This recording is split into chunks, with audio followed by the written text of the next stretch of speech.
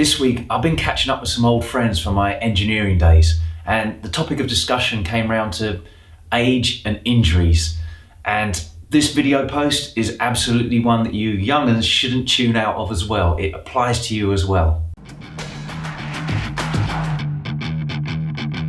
Once you're about 40 years old, your recovery abilities start to slow up, and the bad stuff that you've done to your body in the past starts to show up.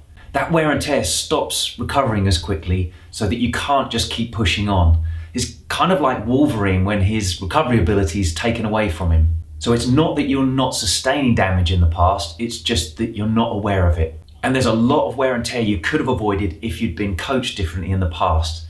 Anyway, that's another rabbit hole for another time. But of course, some wear and tear is absolutely unavoidable because of your chosen sport. And I've written in the past a blog post about the overuse postures we get as Thai boxers, having to spend a large percentage of our time in that fighting stance. So you can go and check that out if you want to. And the long-term repercussions are far less important than the short-term ones of not being a proper hunched defensive posture when you're fighting. It's the difference between you getting knocked out or your ribs broken rather than a long-term overuse injury.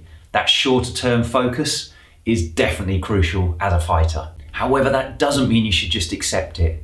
Your supplemental training shouldn't look to change your sport-specific posture, but should allow you to manage it so you can carry on doing what you're doing without any problems. So make sure that your strength and conditioning training is managing those overuse patterns and postures that we have in Muay Thai, and not just trying to correct it, because you can't during the fight. You have to be in a certain shape.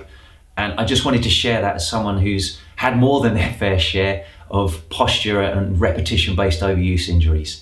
It's part of the game, but you sure as hell can manage it better. Hello. Okay.